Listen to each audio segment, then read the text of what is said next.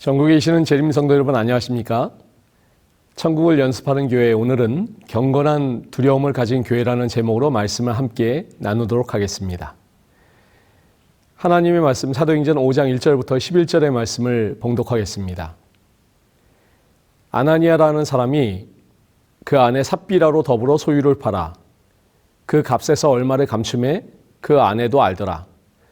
얼마를 가져다가 사도들의 발 앞에 두니 베드로가 가로되 아나니아야, 어찌하여 사단이 내 마음에 가득하여 내가 성령을 속이고 땅값 얼마를 감추었느냐. 땅이 그대로 있을 때에는 내 땅이 아니며 판 후에도 내 임의로 할 수가 없더냐. 어찌하여 이 일을 내 마음에 두었느냐. 사람에게 거짓말한 것이 아니요 하나님께로다. 아나니아가 이 말을 듣고 엎드러져 혼이 떠나니 이 일을 듣는 사람이 다 크게 두려워하더라. 젊은 사람들이 일어나 시신을 싸서 메고 나가 장사하니라. 3시간쯤 지나 그 아내가 그 생긴 일을 알지 못하고 들어오니 베드로가 가로되 그 땅판 값이 이것뿐이냐 내게 말하라 하니 가로되 예 이뿐이로라. 베드로가 가로되 너희가 어찌 함께 꾀하여 주의 영을 시험하려 하느냐. 보라 내 남편을 장사하고 오는 사람들의 발이 문 앞에 이르렀으니 또 너를 메어 내 가리라 한대. 곧 베드로의 발 앞에 엎드러져 혼이 떠나는지라. 젊은 사람들이 들어와 죽은 것을 보고 메어다가 그 남편 곁에 장사하니 온 교회와 이 일을 듣는 사람들이 다 크게 두려워하니라. 요즘에 젊은 청년 학생들은 상상할 수 없는 일들이 옛날에는 많이 있었는데 그 중에 하나가 체벌입니다. 예전에 학교 다닌 성도님들은 아마 학교 다니시면서 한 대도 안 맞고 다녔다 그런 분은 별로 없으실 것입니다. 잘못해서 맞는 경우도 있지만 어떤 경우에는 크게 잘못한 일도 없는데 억울하게 맞는 그런 경우도 있었습니다. 그러면 맞는 것도 맞는 것이지만 억울해서 속이 많이 상했던 기억이 있습니다. 또 과거에 구타하면 빼놓을 수 없는 것이 군대입니다. 아마도 우리 남자분들 중에서도 예전에 군생활 하시면서 안식일 문제나 여러 이유로 핍박을 받으신 분들이 많이 계실 것입니다. 저도 군대에 있을 때 많이 맞았는데 술 안 마신다고 맞은 적도 있지만은 제일 제가 많이 맞은 이유를 생각해 보니까 후임들을 때리지 않는다고 많이 맞았습니다. 이렇게 맞는 것은 아프기도 하지만 참 억울한 그런 일이었습니다. 이처럼 과거에는 말도 안 되는 이유로 괴롭히고 때리고 벌 주고 했던 그런 일들이 참 많았습니다. 그런데 이 시간 우리가 성경에서 보는 사건은 마치 별것도 아닌 일로 두들겨 맞은 것처럼 과연 그렇게까지 하나님께서 벌을 주셔야 했을까 싶은 그런 의문이 드는 사건입니다. 오늘 본문의 사건은 우리가 잘 아는 사건입니다. 이 사건은 헌금 떼먹었다가 그냥 벌 받는 것이 아니라 죽습니다. 그래서 이 사건은 오랫동안 신학자들 사이에 많은 논란이 있었습니다. 자비로우신 하나님께서 헌금을 안 낸 것도 아니고 자발적으로 그것도 다 바치려다가 인간적으로 조금 아까운 마음이 들어서 덜 냈는데 그런데 어떻게 하셨습니까? 3시간 간격으로 부부가 죽어나갔습니다. 그래서 일부 자유주의 신학자들은 이 사건이 실제 있었던 사건이 아니라 초대교인들에게 교훈을 주기 위해 우화로 만든 이야기라고 주장을 합니다. 하지만 이 사건은 초대교회 당시에 분명히 실제로 있었던 사건이었습니다. 이 사건은 표면적으로 볼 때 단순한 재정사고입니다. 하지만 이 사건은 헌금 떼먹고 죽었다 하는 그런 차원을 넘어서서 매우 중요한 교훈을 내포하고 있는 그런 사건이었습니다. 하나님께서 이 땅에 최초로 만드신 완벽한 공동체가 있었습니다. 이 에덴 공동체의 멤버가 누구입니까? 아담과 하와입니다. 인류의 시작은 이 에덴 공동체에서 시작됩니다. 그런데 이 에덴 공동체에 죄가 들어왔습니다. 누가 범죄했습니까? 여자가 범죄했고 남자가 그 뒤를 따랐습니다. 남자와 여자가 죄를 지음으로 그 결과가 어땠습니까? 에덴 공동체가 파괴되었습니다. 그 죄의 배후에 누가 있었습니까? 뱀으로 가장한 사단이 있었습니다. 이제 신약으로 넘어가 보겠습니다. 예수님께서 승천하신 이후에 마가의 다락방에서 하나님께서 기뻐하실 만한 참으로 아름다운 공동체가 형성되었습니다. 바로 교회 공동체가 시작된 것입니다. 이 교회 공동체가 얼마나 정말 기뻐하셨는지 하나님께서 강력한 성령의 능력과 은혜를 부어주셨습니다. 그들은 내 것 내 것 없이 유무상통하였으며 이래하여 기독교 역사의 가장 이상적인 공동체가 탄생하였습니다.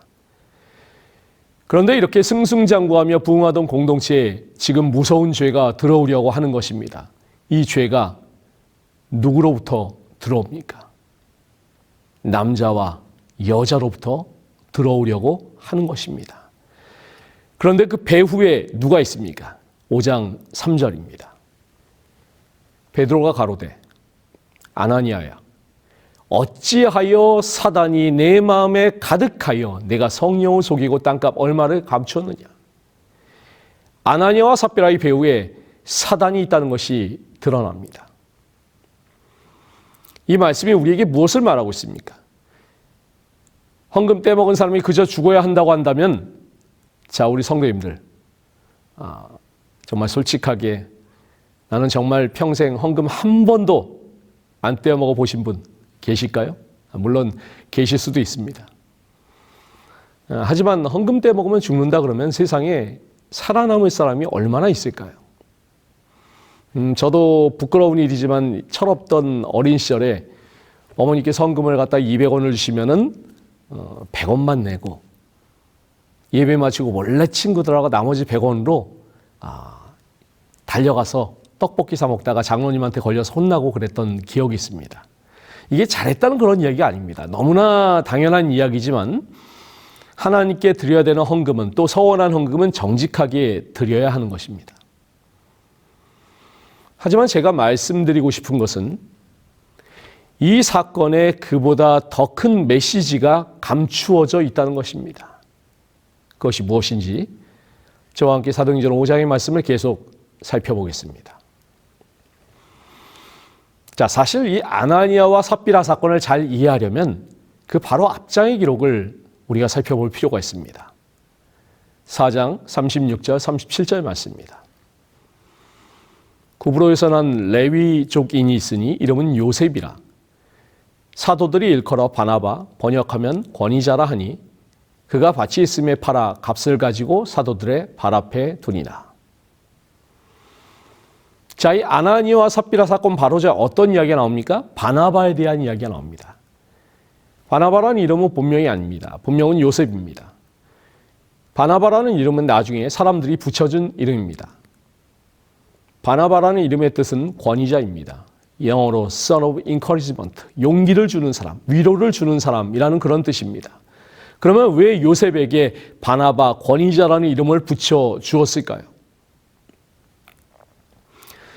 유월절을 맞이해서 각처의 유대인들이 예루살렘에 다 모여들었습니다. 오순절에 마가의 다락방에서 놀라운 성령 강림이 이루어집니다. 많은 사람들에게 성령이 임해서 각각 자기 나라 말로 방언을 알아듣게 됩니다. 원래의 계획대로라면 절기가 마치고 돌아가야 하는데 돌아가지 않았습니다.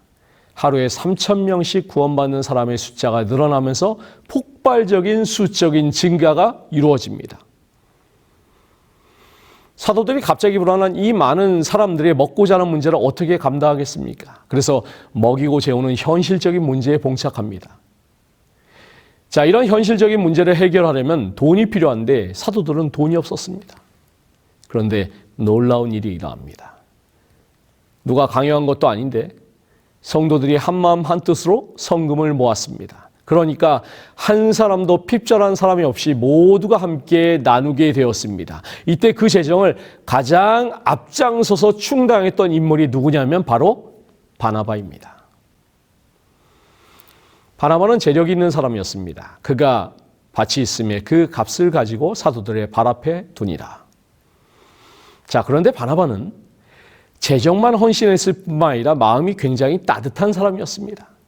이 요셉의 따뜻한 인격과 아낌없는 헌신과 그 모든 것들이 성도들이 보기에 아름답고 칭송할 만하다여 뭐라고 부릅니까? 바나바.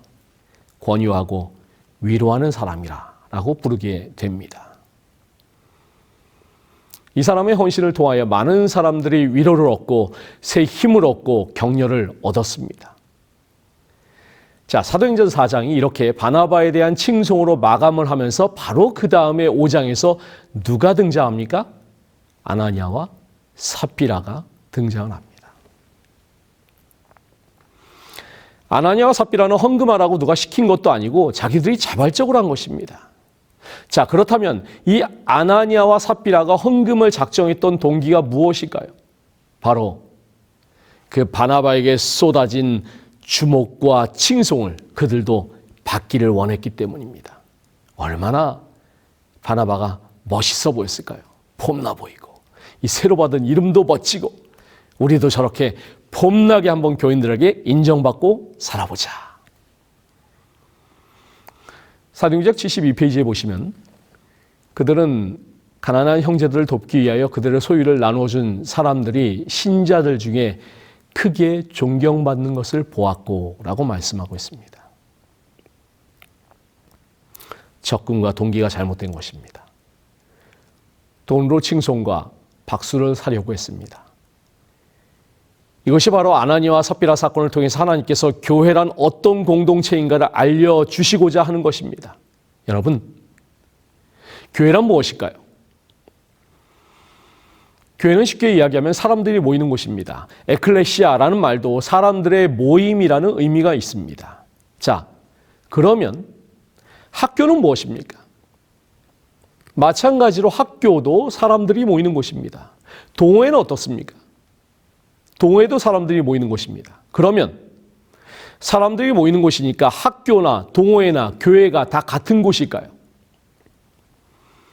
세 곳 다 사람들이 모이는 곳이지만 우리는 절대로 같은 곳으로 생각하지 않습니다. 왜 그렇습니까? 베드로와 요한이 기도하러 성전에 갔다가 안진뱅이를 보았습니다. 베드로와 요한이 안진뱅이를 불쌍히 여겼습니다. 만약에 베드로가 요한에게 저 안진뱅이가 너무 불쌍한데 교회로 돌아가 저 불쌍한 안진뱅이를 위해서 매달 50만 원씩 지원해 주면 어떨까라고 이렇게 의논하고 끝났다면 새로운 공동체는 교회가 아니라 자선단체가 되었을 것입니다. 그런데 그렇게 하지 아니하고 어떤 일이 벌어졌습니까? 안진뱅이가 일어났습니다.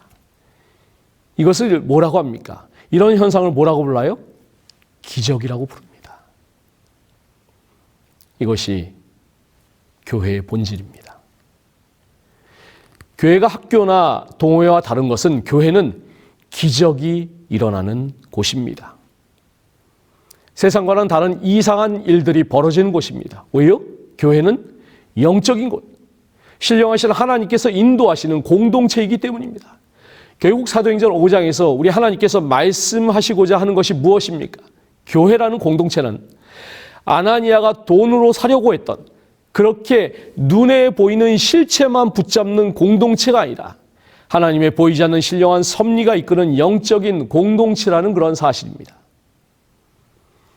아나니아와 삽비라가 왜 이렇게 어리석은 짓을 했을까요?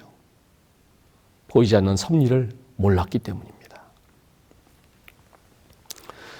베드로가 성령의 지도를 따라 그들의 죄를 꿰뚫어 보았습니다. 아나니아가 죽자 어떤 일이 있었습니까? 5장 5절입니다. 아나니아가 이 말을 듣고 엎드려져 혼이 떠나니 이 일을 듣는 사람이 다 크게 두려워하더라. 이 두려움이 무엇입니까? 무서워서 벌벌 떠는 것일까요? 그것이 아니라 경건한 두려움, 다시 말해 경외심입니다. 하나님의 백성들은 또한 교회는 이런 경건한 두려움이 있어야 합니다. 왜 사사기의 백성들이 자기 소견에 옳은 대로 방자히 행했을까요? 눈에 보이지 않지만 분명히 존재하시고 지도하시는 하나님께 대한 경건한 두려움이 없었기 때문입니다.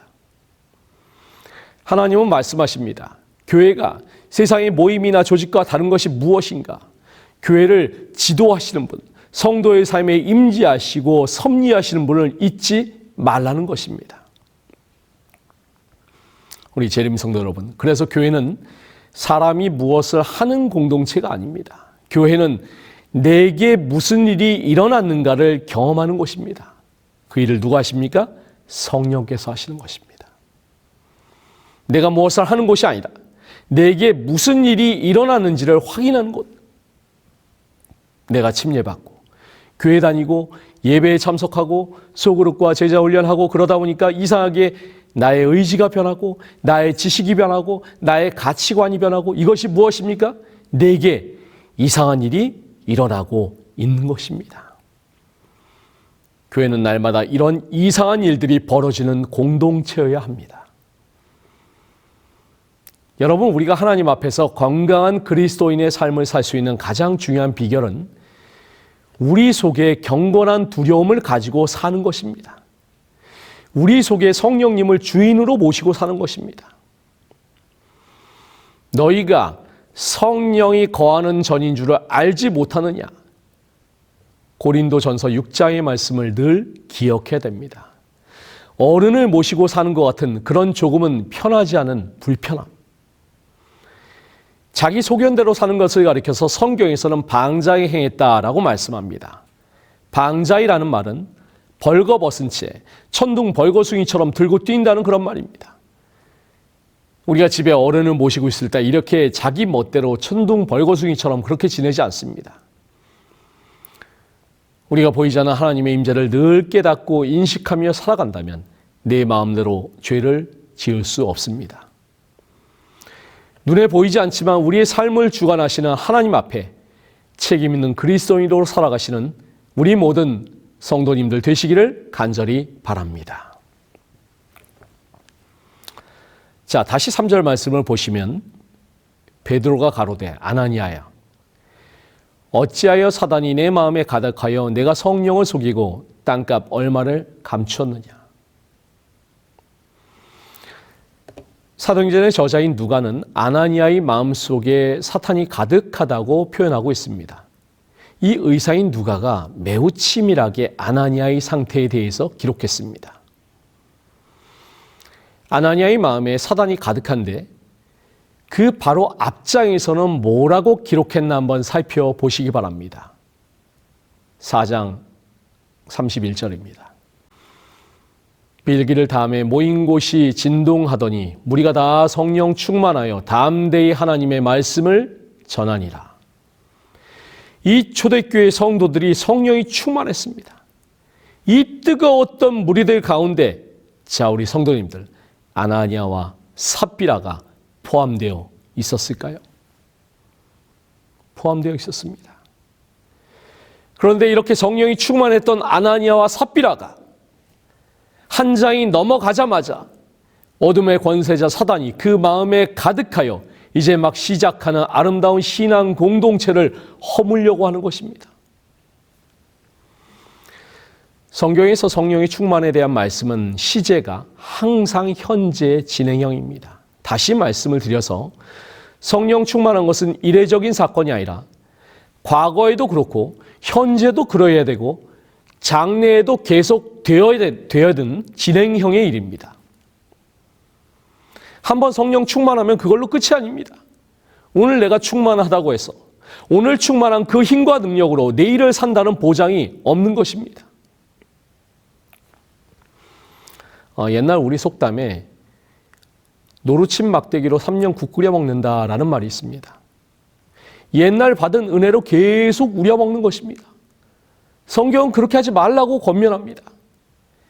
아나니아와 삽비라가 어디서 갑자기 나타난 그런 사람들이 아닙니다. 그들도 한때는 성령 충만했고 다른 성도들과 함께 한마음 한뜻으로 연합했던 공동체의 일원이었습니다. 그렇기 때문에 성경은 우리에게 경성하라고 말씀합니다. 늘 깨어 있으라고 말씀합니다. 날마다 말씀 안에 거하라고 권면합니다. 우리가 지난 3년간 유례를 찾아볼 수 없는 코로나라는 것을 겪으면서 생겨난 현상 중에 하나가 확실히 각 교회들마다 교회의 출석률이 많이 떨어진 것 같습니다. 이제 코로나가 끝나면서 조금씩 회복을 하고 있지만 우리 성도님들께서 예배를 참석하시는데 더 열심을 내주시길 바랍니다. 또한 말씀 연구는 우리 재림교회의 가장 소중한 신앙유산입니다. 과거의 재림교인이라고 하면은 정말 성경 박사라고 인정을 했습니다. 지금도 기억나는 것은 여호와 증인 교인들이 집에 전도하러 와서 저희 아버님과 성경을 가지고 토론을 하다가 도저히 상대가 안 되니까 도망을 가곤 했던 그런 기억이 있습니다. 우리 재림교인들은 성경과 예언의 신의 말씀을 늘 함께 했습니다. 제가 어렸을 때 항상 저희 집은 신계원 목사님이나 여러 목사님들의 설교 테이프가 늘 틀어져 있었습니다. 신앙의 연조가 오래되신 우리 어르신들은 다 그렇게 사셨죠. 그런데 왠지 지금은 과거에 비해서 우리의 삶에서 말씀이 좀 더 멀어진 것 같은 생각이 듭니다. 성경과 예언의 신의 자리에 유튜브와 넷플릭스와 세상의 여러 문화들이 대신한 것이 아닐까 생각이 됩니다. 이제 우리는 다시 책의 백성으로 돌아가야 합니다. 우리는 하나님의 택하신 성도로서 매일매일 신령한 물을 마시고 신령한 음식을 먹고 신령한 공동체 속에 거해야 됩니다. 우리가 우리의 공동체를 벗어나 세상 밖으로 나가면은 우리는 또 세상의 잡다한 일들과 부딪힐 것이고 보지 말아야 될 것을 보게 될 것입니다. 그런 것들을 무슨 재능으로 우리가 버텨낼 수가 있겠습니까? 계속해서 무엇을 받아야 합니까? 성령의 충만함에 붙잡혀 있어야 사단이 틈타지 못하는 것입니다. 구약 성경에 보면은 이와 비슷한 사건이 하나가 등장합니다. 이스라엘 백성들이 광야에서 새로운 공동체를 형성하고 요단강을 건너 가나안에 입성하여 첫 번째로 만난 적이 여리고였습니다. 그런데 여리고 전쟁은 칼과 창 한 번 쓰지 않고 오로지 하나님의 능력으로 승리한 전쟁이었습니다. 그런데 그 다음이 문제가 되었죠. 여리고에 비하면 10분의 1도 안 되는 작은 적, 아이같이 힘이 약하다고 해서 아이성, 그 아이성에서 이스라엘은 참패하고 맙니다. 승승장구하던 초대교회가 큰 위기를 만나듯이 이 승승장구하던 이스라엘 공동체가 위기를 맞게 됩니다. 이 아이성 전투에서 패배한 원인을 찾아보니까 무엇입니까? 한 사람의 죄가 들통난 것입니다. 제비를 뽑으니 아간이 범인입니다. 그런데 이 아간에 대해서 성경은 뭐라고 이야기할까요? 여호수아 7장 1절 말씀입니다. 이스라엘 자손들이 온전히 바친 물건으로 말미암아 범죄하였으니 이는 유다 지파 세라의 증손 삽디의 손자 갈미의 아들 아간이 온전히 바친 물건을 가졌습니다. 아간의 족보를 성경이 이렇게 상세하게 밝히는 이유가 무엇일까요? 이 족보에 담긴 이름 때문입니다. 먼저 아간은 유다 지파입니다. 예수님께서 나시기로 하신 바로 그 지파입니다. 세라의 증손, 세라는 빛이 밝아오다라는 뜻입니다. 삽디의 손자, 삽디는 선물이라는 의미입니다. 갈미의 아들, 갈미는 열매라는 뜻입니다. 유다 지파에 빛이 밝아오다, 선물, 은사, 열매.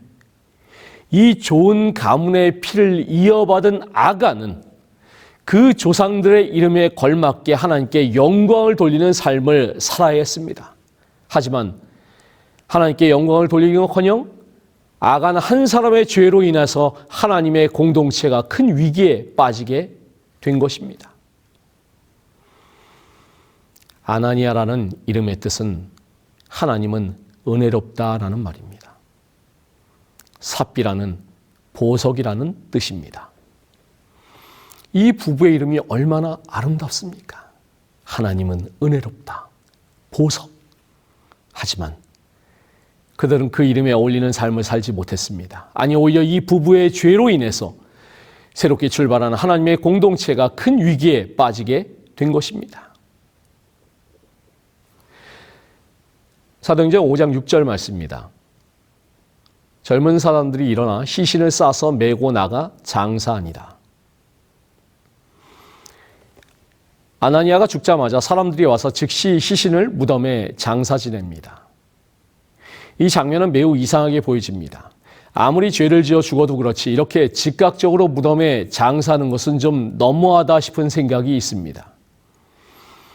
보통 유대인의 장례 절차는 매우 깁니다. 그런데 5가지의 경우에는 24시간을 넘기지 않고 즉시 장례를 치렀습니다. 첫째, 자살한 사람.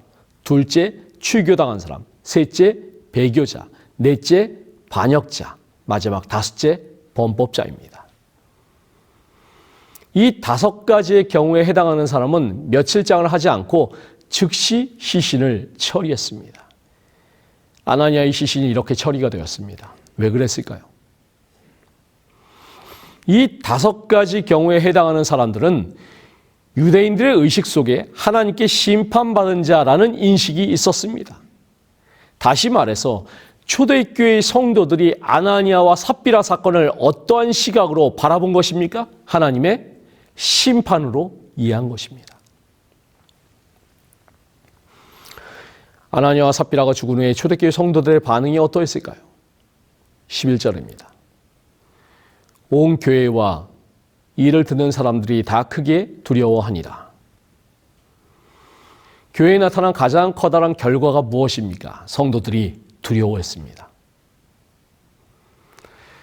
우리가 성경을 자칫 잘못 이해하면 큰 오해가 생기기가 쉽습니다. 아나니아와 삽비라가 헌금을 내는 걸로 거짓말하니까 하나님께서 죽이시고 사람들이 그걸 보고 무서워해서 벌벌 떨었구나. 우리가 성경을 읽으면서 이 사건을 이렇게 이해하면 수박 겉핥기만 하신 것입니다.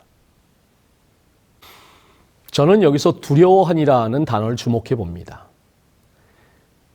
사도행전의 저자인 누가는 이 두려워하다는 단어에 널리 사용되는 단어가 아니라 헬라어로 포보스라는 단어를 사용했습니다. 포보스는 항상 다이모스와 함께 사용되는 단어입니다. 우리가 이 단어를 가장 많이 들어보는 것은 화성의 두 위성 포보스와 다이모스입니다. 그런데 포보스와 다이모스는 고대 그리스 신화에서 전쟁의 신 아레스와 미의 여신 아프로디테 사이에 태어난 두 아들이 두려움의 신 포보스와 패배의 신 다이모스입니다. 이 아레스가 두 아들을 늘 전쟁에 데리고 다녔는데 포보스는 그래서 두려움은 두려움인데 어떤 두려움이냐 하면 전쟁에서의 두려움을 상징하는 그런 말이었습니다. 언어는 그 시대 사람들의 사상을 담고 있습니다. 우리가 그리스 신화를 믿는 것은 아니지만은 당시 세계의 사회에서 사람들에게 포보스는 두려움은 두려움인데 전쟁의 두려움을 상징하는 그런 단어였던 것입니다. 하나님께서 누가를 통해 당시의 초대교회 성도들, 더 나아가 오늘 우리에게 말씀하시고 싶은 것이 무엇일까요? 헌금 떼먹지 말라가 주제가 아닙니다. 이것은 선악간의 대쟁투, 하나님과 사단 사이의 영적인 대쟁투에 관한 일이라는 그런 것입니다. 사단은 새로운 교회의 탄생을 가만히 두고 볼 수가 없었습니다. 그래서 아담과 하와에게 들어가 이 에덴 동산을 망쳐버린 것처럼 아간에게 들어가서 새로운 이스라엘 공동체를 망치려고 했던 것처럼 아나니아와 삽비라에게 들어가서 새롭게 출발하는 교회 공동체를 무너뜨리려고 했던 것입니다. 이렇게 성경의 역사를 보면은 하나님의 역사가 일어나는 곳에는 늘 사단의 방해가 집요하게 벌어지는 것을 발견하게 됩니다. 초대교회 성도들은 새롭게 부흥하고 성장하는 교회 공동체에 큰 위기를 가져다준 이 사건을 바라보면서 두려워했는데 그것은 하나님과 사단 사이의 대쟁투의 현장에 자신들이 있음을 깨달았기 때문이었습니다. 화이트보이는 이 사건을 사도행전의 말씀 가운데 이렇게 설명하고 있습니다. 그리스도의 은혜를 통하여 하나님의 종들은 빛과 축복의 사자들이 되어야 한다. 열렬하고 끈기 있는 기도로서 성령의 부어주심을 받고 영구원에 대한 부담감, 그 십자가의 승리를 확산시키려는 열심으로 충만한 마음을 가지고 나아갈 때 수고의 결과를 보게 될 것이다. 인간의 지혜를 자랑하거나 자신을 높이는 일을 단호히 거절함으로써 그들은 사단의 공격에 저하게 될 일을 성취할 것이다. 많은 영혼들이 어두움에서 빛으로 돌아오겠고 많은 교회가 세워질 것이다. 오늘 우리 재림 성도들이 지난 3년간의 코로나의 어두운 터널을 통과하여 이제 함께 한마음 한뜻으로 우리의 신앙 공동체에서 연합해서 무언가 하나님의 일을 하고자 한다면 분명히 사단의 집요하고 치밀한 방해와 공격이 있게 될 것입니다. 우리는 그러한 사단의 작전에 넘어지거나 낙심해서는 안 될 것입니다. 오히려 우리는 초대교회 성도들이 가졌던 거룩한 두려움, 하나님과 사단 사이의 대쟁투의 현장에 여자의 남은 자손으로 서 있음을 깨닫고 더욱더 경성하고 연합해서 하나님의 일을 해야 할 것입니다. 사단은 할 수만 있으면 택하신 자도 미혹하기 위해서 우리의 주변에 도사리고 있습니다. 주님께서 기뻐하시는 아름다운 신앙 공동체로 나아가려고 한다면 사단은 우리를 가만히 내버려 두지 않을 것입니다. 반대로 우리에게 아무 일도 벌어지지 않고 늘 편안한 것은 사단이 우리를 가만히 내버려 두어도 별로 위협이 되지 않기 때문입니다. 이럴 때 우리는 하나님이 기뻐하시는 일을 해야 되겠습니까? 사단이 좋아하는 대로 가만히 편안하게 지내는 것이 좋을까요? 여자의 남은 자손을 대적하기 위해서 바다 모래 위에 선 용을 우리가 영적인 눈으로 바라보면서 우리가 이 대쟁투의 현장의 한가운데 서 있음을 깨닫고 하나님께서 그 남은 무리에게 주신 사명을 감당하기 위해서 거룩한 두려움으로 살아가시는 우리 모든 성도님들 되시기를 간절히 바라면서 말씀을 마치겠습니다.